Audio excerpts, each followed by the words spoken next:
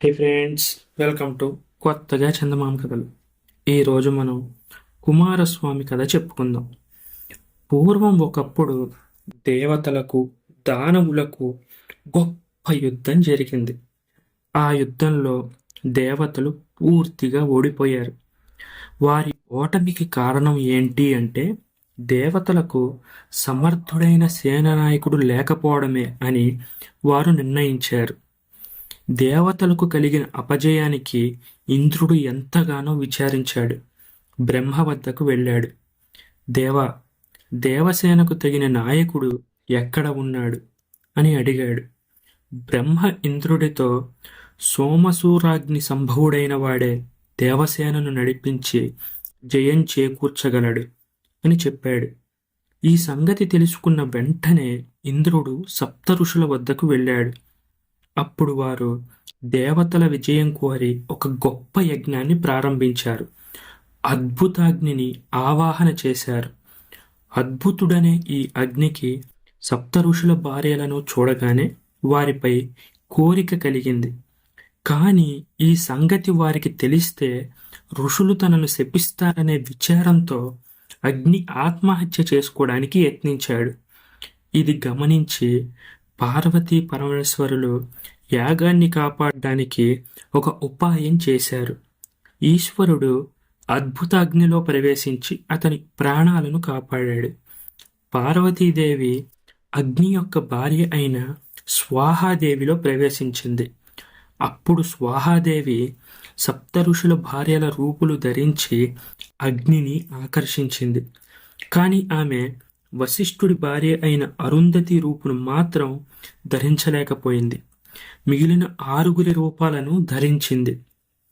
ఈ విధంగా పార్వతీ పరమేశ్వరుల అంశలతో అద్భుతాగ్నికి స్వాహాదేవికి ఒక మహాశౌర్య సంపన్నుడైన కుమారుడు కలిగాడు.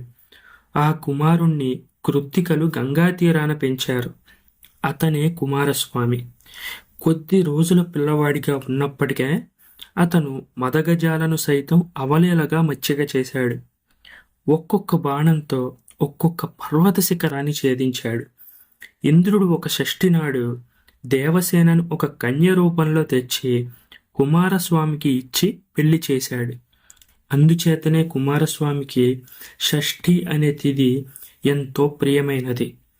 కుమారస్వామికి దేవసేనకు వివాహం అయిన సమయాన సమస్త దేవతలు, దిక్పాలకులు, బ్రహ్మ, పార్వతీ పరమేశ్వరులు వచ్చారు.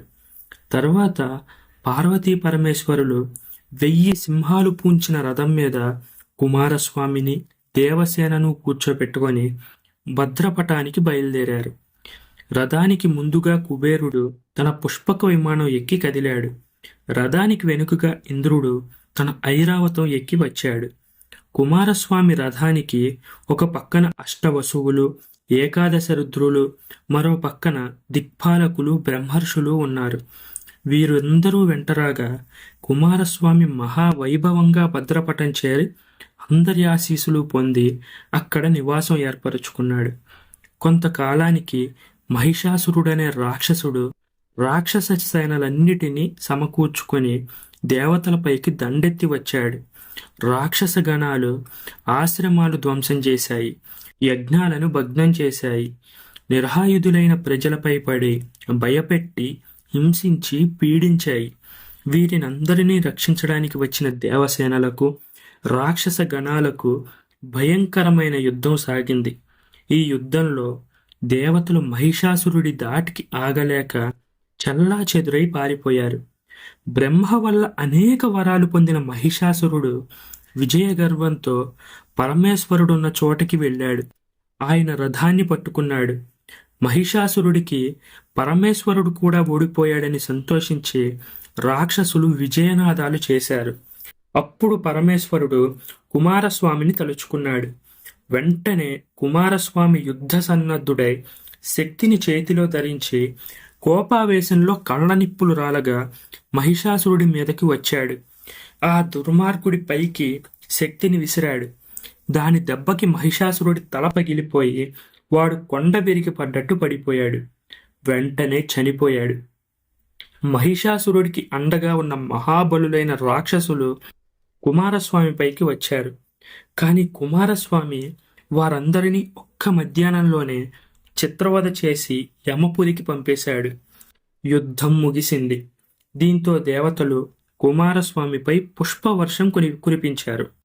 ఇప్పుడు మనం మతిమాలిన సాక్ష్యం అనే ఒక చిన్న కథ చెప్పుకుందాం. ఒక గ్రామంలో ఒక ఆసామికి ఒక గొర్రె ఉండేది.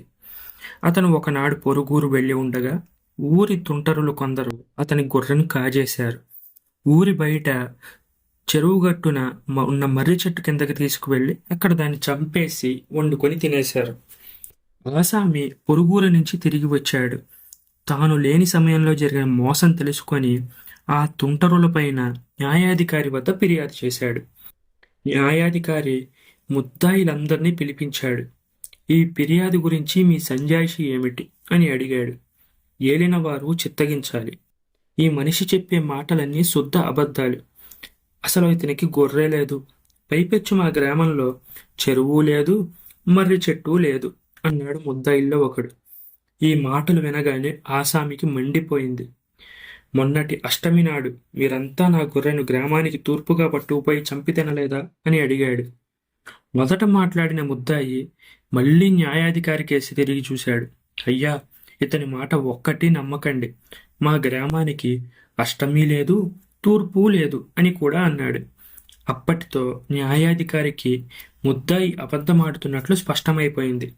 ముద్దాయిలంతా చందాలు వేసుకొని ఆ ఆసామికి మరొక గొర్రెను కొనిపెట్టేట్టు ఆయన తీర్పు చెప్పాడు. ఇప్పుడు మనం అనంతకోటి లింగాలు అనే మరొక చిన్న కథ చెప్పుకుందాం.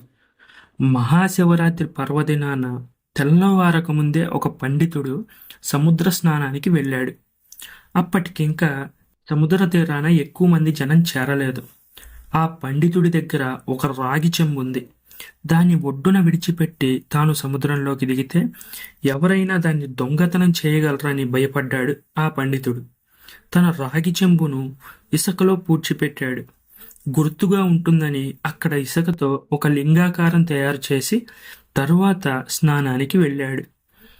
ఆ సమయానికి స్నానం కోసం అక్కడికి చేరిన వాళ్ళు శివరాత్రి నాడు ఇసుకలింగం తయారు చేసి స్నానానికి దిగితే పుణ్యం కాబోలు అనుకొని తాము కూడా ఇసుకలింగాలు చేసి సముద్రంలో దిగారు. వారిని చూసి వీరిని చూసి ఇంకొకరు, ఆ విధంగా సముద్ర స్నానానికి వచ్చిన వారంతా ఒడ్డున వేల సంఖ్యలో ఇసుకలింగాలు తయారు చేసి సముద్రంలో దిగడం వల్ల ఆ పండితుడు తిరిగి వచ్చి చూసేసరికి తాను చేసిన లింగం ఏదో పోల్చుకోలేకపోయాడు. దీంతో అతని రాగి చెంబు కాస్త పోయింది. ఈ 3 కథలు మీకు నచ్చినట్లయితే వీటిని లైక్ చేయండి, మీ ఫ్రెండ్స్ అందరికీ షేర్ చేయండి. అలాగే మన ఛానల్ని సబ్స్క్రైబ్ చేసుకోవడం మాత్రం అస్సలు మర్చిపోకండి. Thank you friends.